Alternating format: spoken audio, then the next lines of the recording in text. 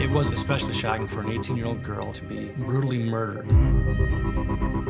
You're either dealing with a sick son of a bitch or somebody trying to dispose of some evidence.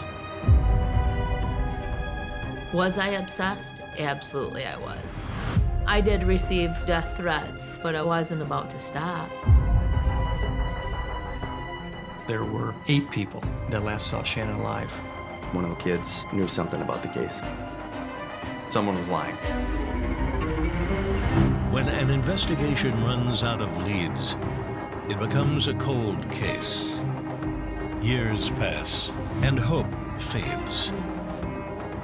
But for the families of the victims, these cases are never cold. The truth takes time.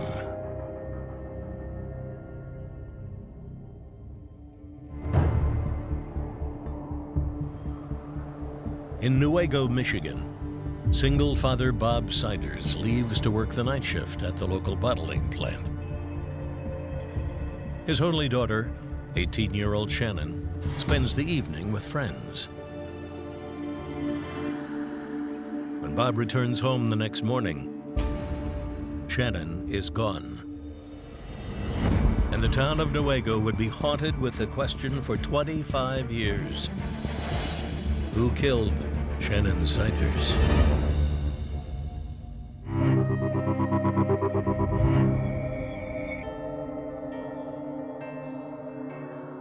The 17th of July. That was the last time I saw Shannon alive. I was working for Pepsi-Cola on 3rd shift. I started at midnight, and I got out at 8:30 in the morning. And when I come home,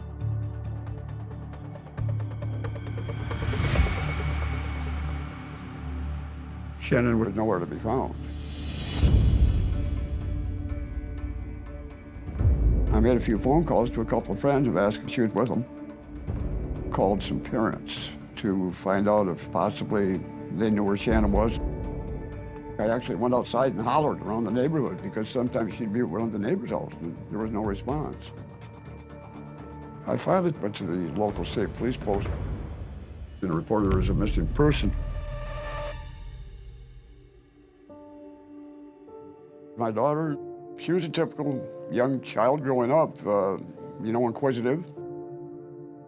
When she was younger, my wife decided she didn't want to stay married anymore, so we ended up getting divorced, and I got custody. So I ended up raising Shannon. She was missing. Let's find her and bring her home. There were so many different things that Bob did to get the word out about his daughter. He did everything he could in his power to say, hey, my daughter is missing. What do you know about this? I had missing person flyers printed up and sent copies of the flyers to every police post in the state.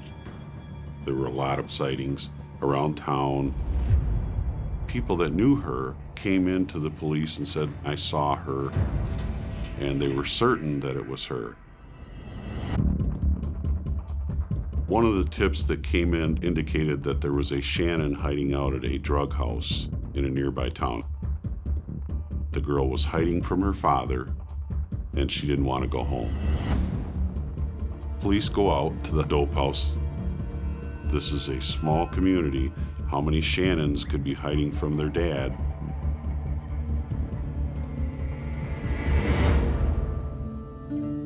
Unfortunately, it wasn't the right Shannon.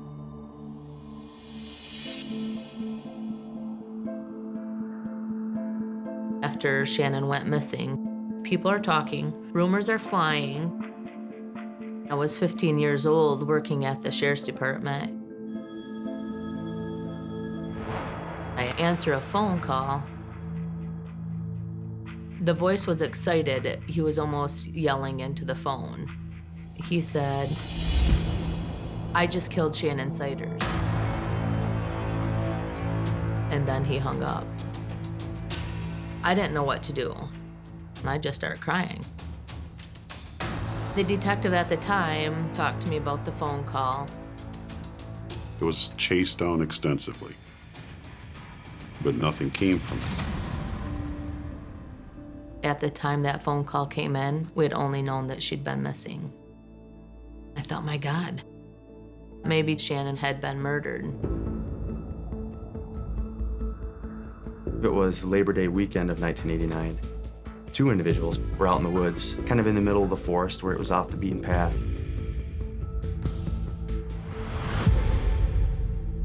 And they came across two separate pieces of identification. The cards both had Shannon's name on it. One of the Michigan State troopers went out to the location where these cards were found.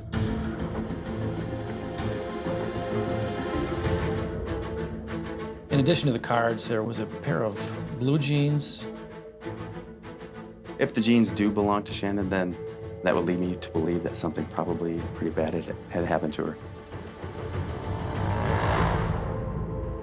The area where these things were found, they called it the Hole in the Woods.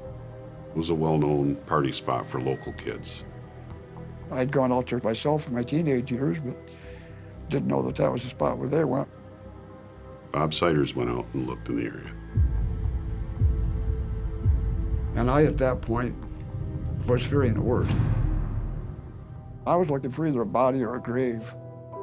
You talk about ESP and communicating with the dead. I believe in some of that. I think some people have that ability, not everybody. And I've determined that I don't. Because she didn't say, Dad, I'm over here.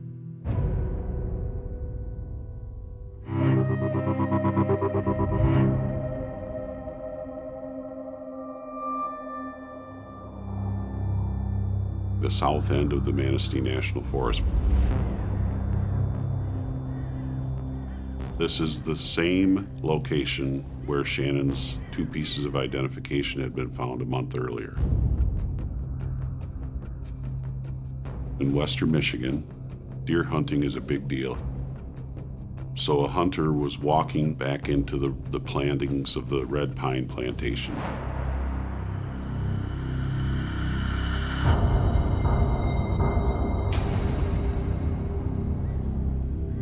The hunter went to the state police post in Newaygo and reported it.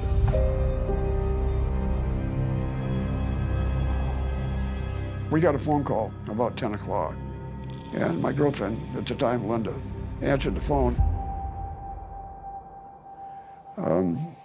And I had trouble with this part. And she said, when he used to talk to you, she was the owner of a local bar and restaurant that we frequented. So she gave me the phone. And she said, Bob, they found the body up here and they think it's Shannon. And the police are looking for you. I said, okay. I got to the state police post around midnight. They were waiting for me. And I talked to Detective Miller. He told me, had I gone up into the wood line, I would have found her. That's where she was. Shannon's body was found almost 3 months to the day from when she was reported missing. Local medical examiner was brought in. The injuries were examined thoroughly. She had several injuries in several different locations. She was brutally beaten, and ultimately the cause of death was blunt force trauma to her head. There was evidence to suggest that she had been victim to rape due to the position she was found on her back with her legs somewhat spread. Her shirt was pulled up above where her breasts would have been, and her panties were pulled down and were only around one leg. The skin around her perineum, around her genitalia, appeared to have been incised or cut. There was some mutilation. You're either dealing with a sick son of a bitch or you're dealing with somebody trying to dispose of some evidence.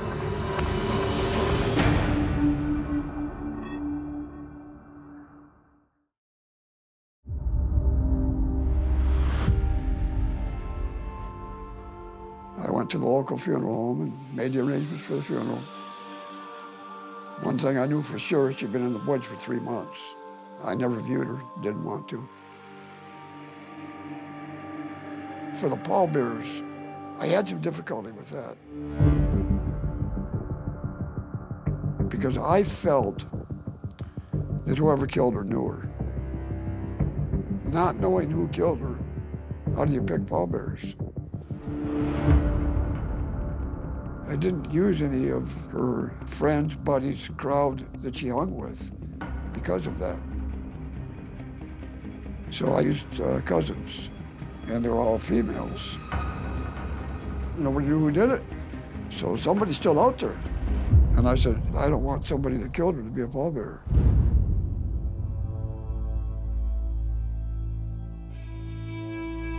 At the funeral, almost the entire high school was there.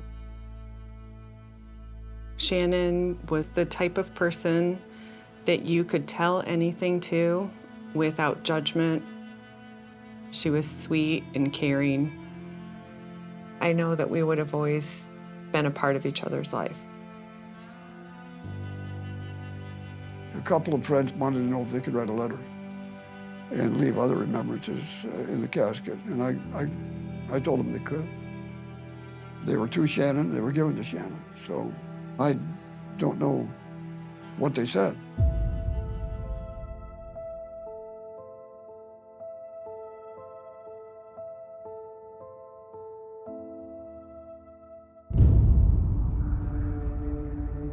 The original investigators had asked the Michigan State Police behavioral analysis team to build a profile to try to find any potential killers.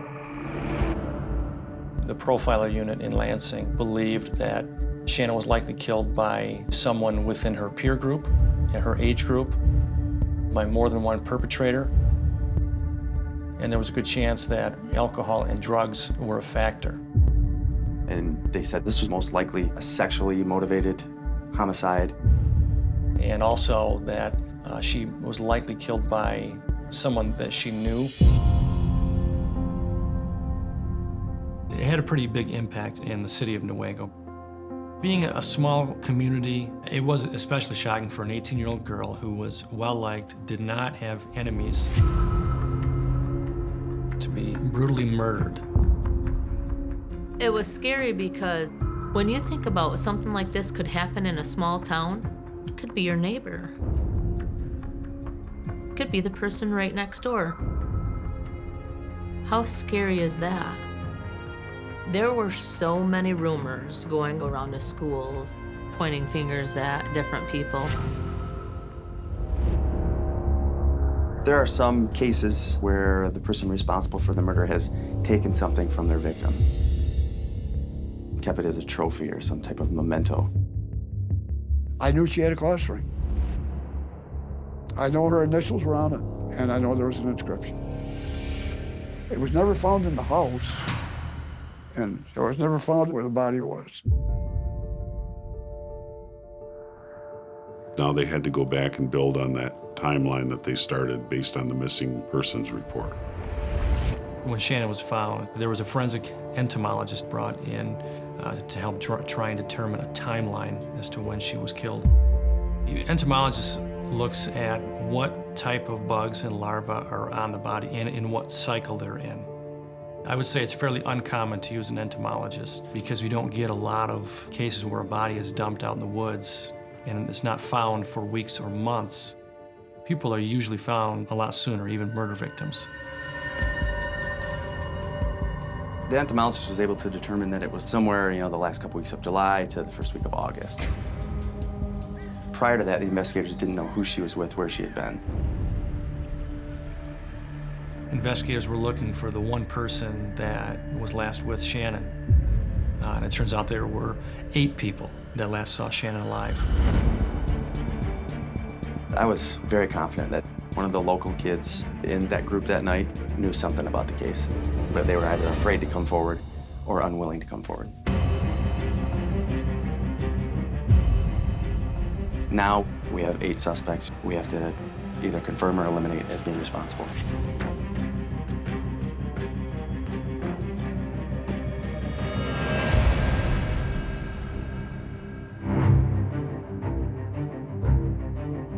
Investigators talked to all 8 of these kids in detail at police stations, on recording for those willing, taking polygraphs, and tried to rule them out one by one. From those interviews, the original investigators are able to develop a timeline, backtracking where she was that night. Shannon's father worked third shift in Grand Rapids, so that night he left the house about 10:30. Shannon was still home. After Shannon's dad goes to work, she ended up meeting up with some people that she knew. The kids in this group, they were local kids, liked to hang out, and they'd all kind of gone to school together. It was a typical group of teenagers whose real focus was partying. I would not have called that group her good friends. And that group of friends, 8 other individuals that were all together that night in 3 separate cars, they eventually ended up at the hole in the woods.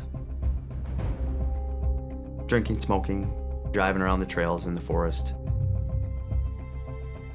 And later that night, Shannon wanted to go home. She had been riding around with Levi Pearson and Brandon Sievers. If there was trouble, his name was associated. Brandon, she didn't like being alone with him.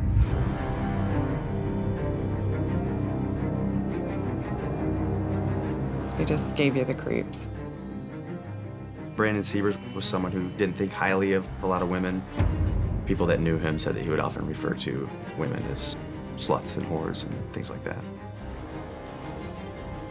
There were some tips coming in saying that Brandon had left town shortly after Shannon went missing. Made him look suspicious.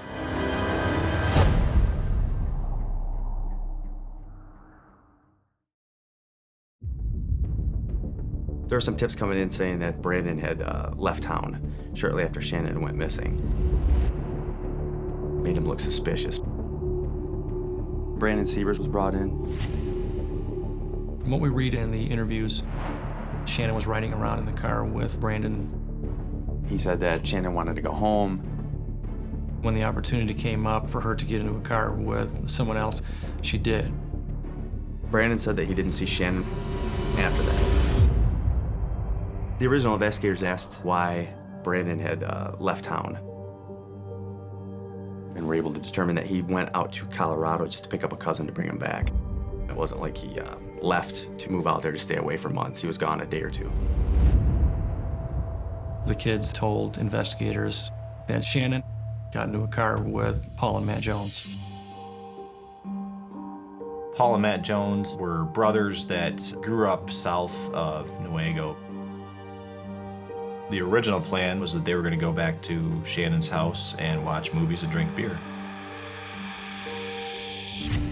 The group ended up separating from there, and Shannon was with Paul and Matt Jones at that point. And Paul and Matt, they claimed that they dropped Shannon off at home. They gave a pretty detailed description of dropping Shannon off at her house anywhere between midnight and 2 a.m. They described the house, the fact that there was a porch light on, they saw a TV on, and they even saw Shannon's dog running within the house. The original investigators looked extensively into Matt and Paul Jones' story. The investigators retraced the route that these kids drove to Shannon's house. They saw Shannon's dog moving around inside of the house.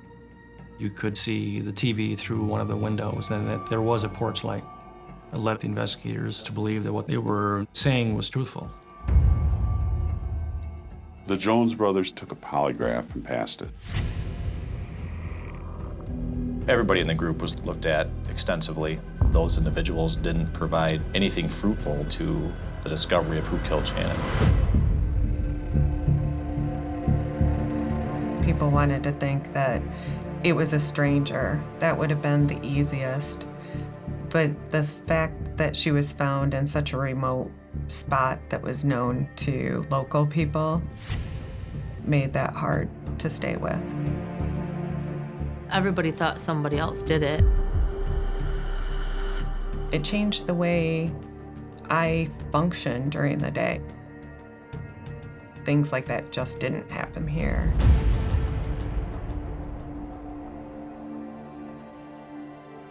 The longer an investigation draws out without finding those responsible, you're not receiving as much information and you're not getting as many leads to follow up on. Tips slowed way down. At certain points, they didn't come in at all. The investigation didn't have any traction. So, over the years, the case went cold.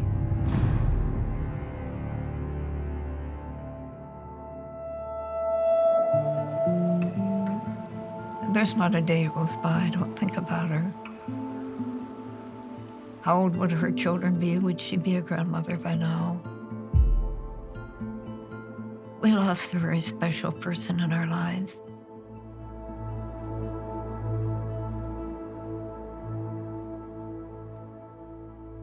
It becomes a hole in your heart. She was my only child. I never remarried, and I'll never have grandchildren. The fact remained that there was a killer out there among us, and nobody knew who it was. I rented a billboard, and I got 45 or 50 people on the M37 corridor to put "Who killed Shannon Siders?" Somebody knows something. I knew I had to keep it out there in the public's eye. You'd get kind of a chill when you would see them. Everybody needed to be careful because things hadn't been solved.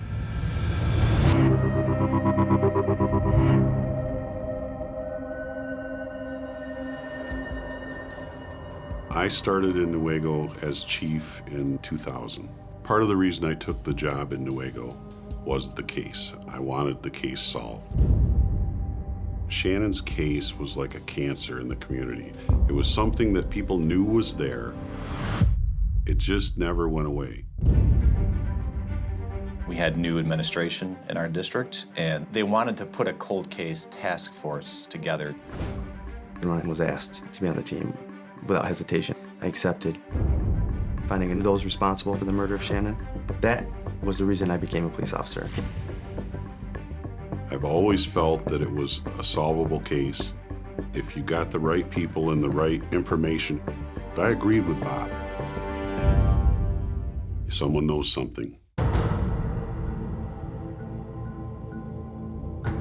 First thing that we do is we need to learn who Shannon Siders is.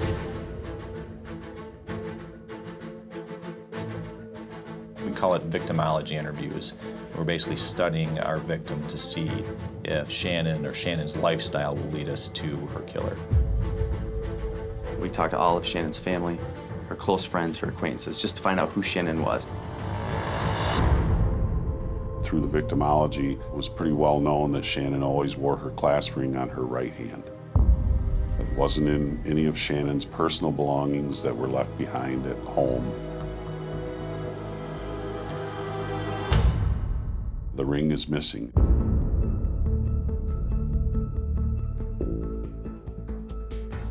This was something that was held back. The police didn't advertise this. If we could find the ring, we could find the person that killed Shannon Siders.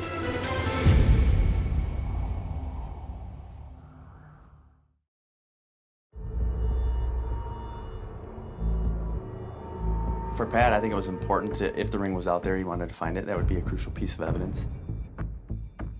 If it still existed, first thing that needed to be eliminated was the ring laying out there where Shannon was murdered. Some years back, I got into metal detecting just as a hobby.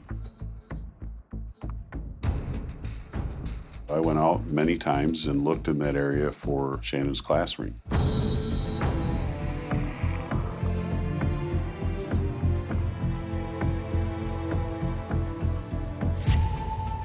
Lots of bullets. I think I dug up every bullet within 200 yards of where her body was found. You know, in the back of my mind, I was always hopeful that the ring would show up somewhere.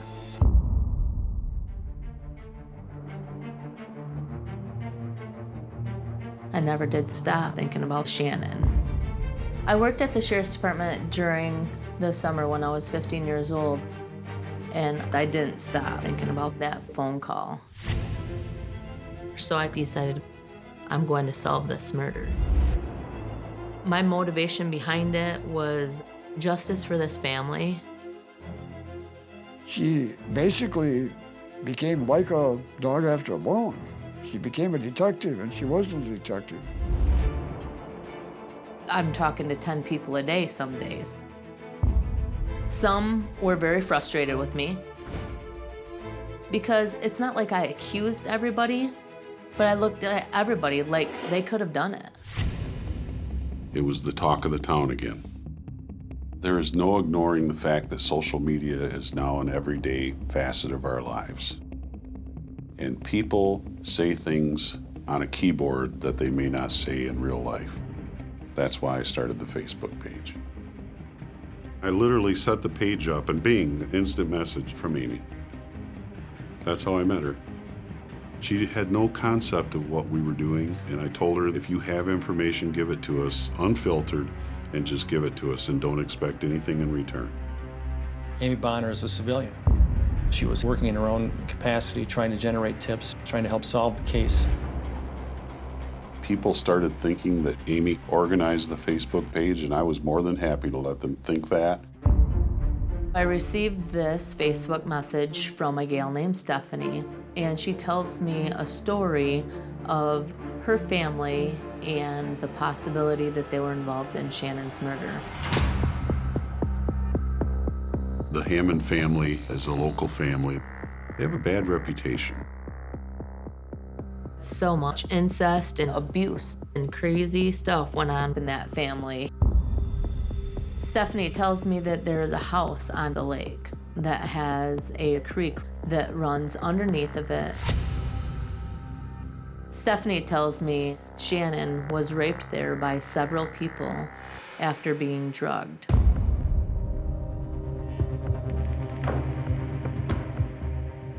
Stephanie claims that they kept her there for a couple of days.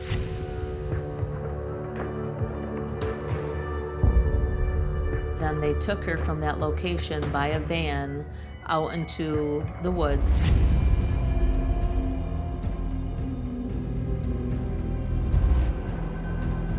And then they ran her over.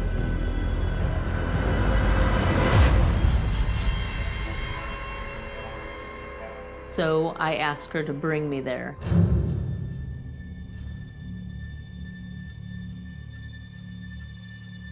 When she brought me to that house, and I saw that there was, in fact, a creek running underneath that house, my mind is running wild, thinking, oh my God, what did Shannon go through?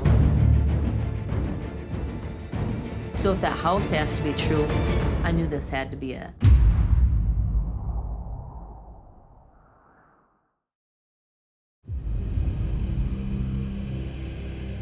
The day that I was taken to the house, I felt an emotional connection to Shannon. I can feel the pain of what they put her through.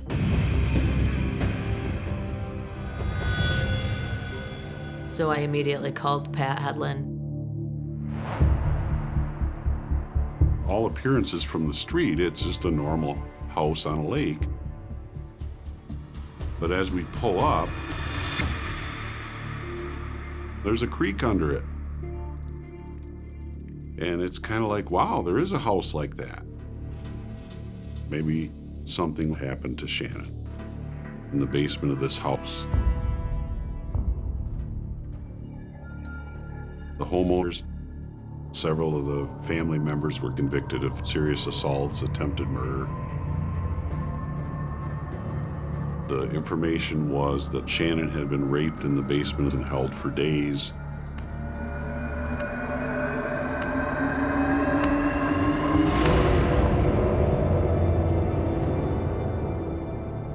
But the house has no basement. It's never had a basement.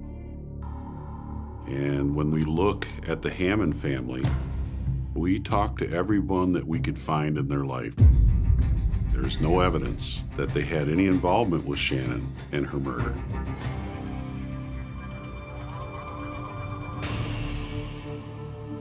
Amy was a pain in the butt sometimes. But I can't fault somebody for being obsessed with a case when I'm the very same person. Was I obsessed? Absolutely, I was. I did receive a few death threats. I felt that I was getting the death threats because I was getting close to the truth, but I wasn't about to stop. At this point in the investigation, there was still one thing that we wanted to do. We knew that there had been letters placed in the casket at the funeral, and police had never read those letters. There was a tip that indicated that there might have even been a confession letter in Shannon's casket. It wasn't an easy decision to make because that's pretty sensitive to have to bring someone out of their final resting place. So with the blessing of Bob Siders, we actually were wielding shovels and, digging Shannon up. There were a handful of letters. The letters were letters from friends telling her how much they loved her and how they were going to miss her. We didn't find a confession letter, unfortunately. And then Mike says, I think we've discovered something. She had some hair in her right hand. A glob of hair found on any victim's hand, I would assume that they probably fought back and got it from that person. So we resubmitted these items to have them tested for the presence of DNA to see if they could obtain a profile, something that we could compare to a possible suspect. But the hair they found belonged to Shannon. There was next to no physical evidence to help us try and link a potential suspect. The exhumation was no more disappointing than chasing down all these leads that needed to be chased down and nothing coming from them. It was a stone that had to be turned over. It had to be done. During the investigation, we interviewed approximately 400 people. We talked to all the people that knew Shannon. That led us to Julia Littich. Julia Littich was a friend of Shannon's. Julia had been interviewed by the original detectives, but the information that she brought was not in the original file.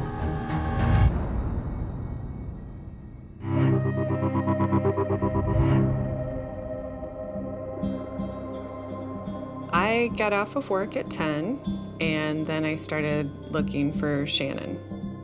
I knew that she was going to run an errand and then connect with me after 10 when I got out of work. The first time I went over there, it would have been about 11:30, 11:45, and she wasn't home. About every half hour, I would go over again, knocking on the door. I even went in at one point, ran up to her room, and she wasn't there.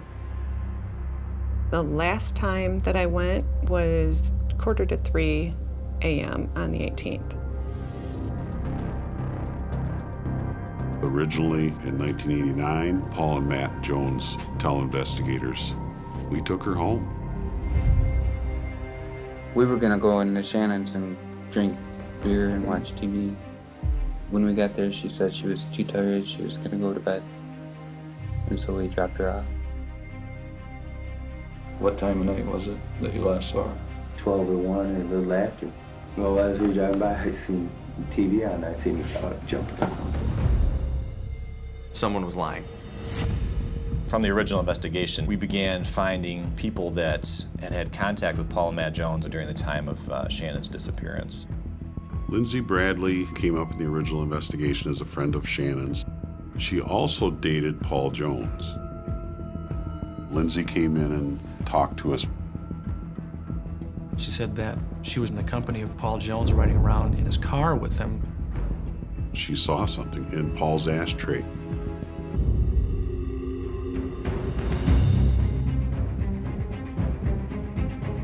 She said there was a female's class ring in the ashtray in Paul's vehicle.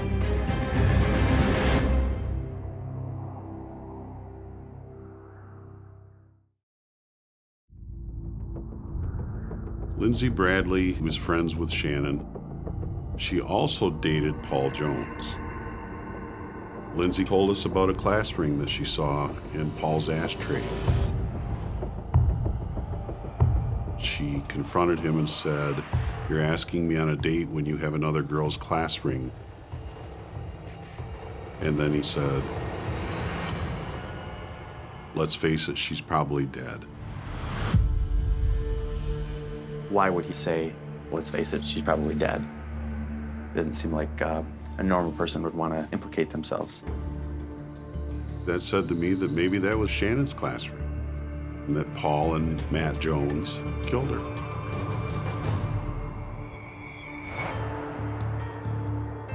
Because of the class ring in the ashtray of Paul's car, we believe they could have talked Shannon into going out to another party spot. But it turns out there was no party. It was just the three of them. We believe there was some attempt at sexual advances and Shannon resisted.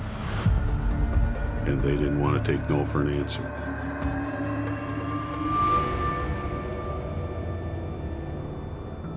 Every piece of information that came in was pointing towards Paul and Matt Jones. But it's definitely a circumstantial case at this point. We needed to make a case through confession, eyewitness testimony, physical evidence. Somebody had to know something. During this investigation, I talked to hundreds of people. And several people told me I should talk to Jenny Corrigan. Jenny Corrigan was always a friend, so I called her. She came over, and I said, "Jenny, for God's sake, you've been my friend all this time, and you know I've been working on this case for years. Are you kidding me? What do you know about Shannon Siders?" She tells me she knew how Shannon was killed. I was so caught off guard. She's crying hysterically, telling me the story about what happened and what she had seen. I immediately called Pat Hedlund and said, "I have an eyewitness." Jenny told us she may have seen something relevant to what happened to Shannon that night. That's a very unusual statement to make about a 20-some-year-old murder. Where was she in 1989? She never came forward because she was worried about retaliation by the suspects. Jenny told us that we needed to talk to Dean Robinson. We found Dean, and then Dean and Jenny were able to describe exactly what happened that night.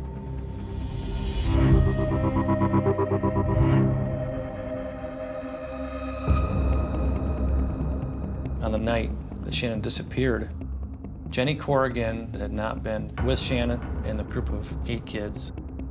She was riding around with Dean Robinson. They came across a car that was parked. Dean ended up having a conversation with the driver of this other vehicle while Jenny stayed in the car. Jenny heard the person identify themselves as Jones. She overheard the driver say that they were looking for a girl. This definitely suggests that Shannon had gotten away from Matt and Paul Jones at some point.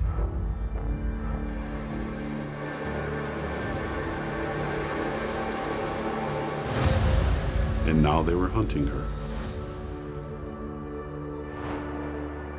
Dean and Paul Jones parted ways.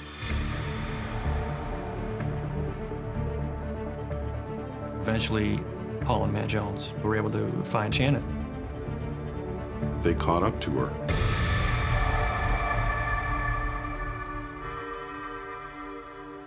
They beat her bad.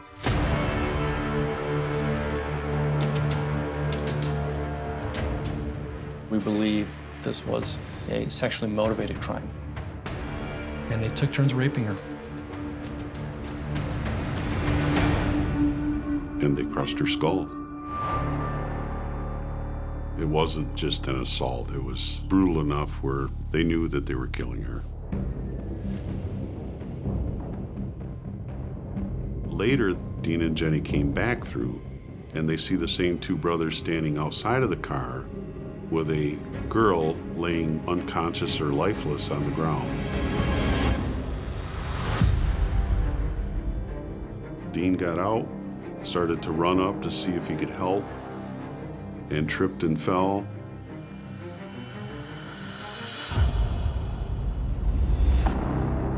Dean recognized that it was Shannon Siders. And that's when he described Paul Jones coming over and kicking him in the face. Matt Jones is coming around the back of their car with a hammer of some sort. And then once Matt had found out someone else was in the car, he decided to retreat.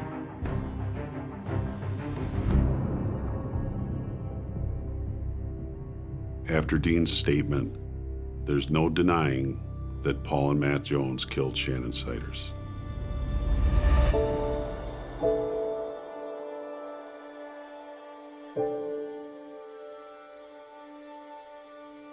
If we were to identify this person that did this, do you have any personal preference what should happen to the guy? Yeah. Lock him up for good. Pardon? Lock him up for good. Lock him up for good. Yeah. Solitary. Okay.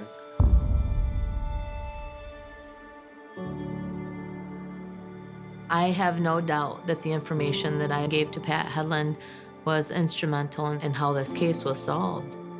That day, Pat called me and told me that they were making arrests. I screamed, cried, screamed. You're not supposed to bury your children, but your children are supposed to bury you, but life goes on. She would have been 45. But I'm sure she would have had children. She wanted to be a mom, and she would have been a good mother. So I would have had grandchildren. So I missed all that. All the stuff that goes with your daughter becoming a woman and getting married, giving you grandchildren, the ups and downs of their life. And hopefully they have a better life than you had. But we got justice. And Shannon finally got the justice he deserved.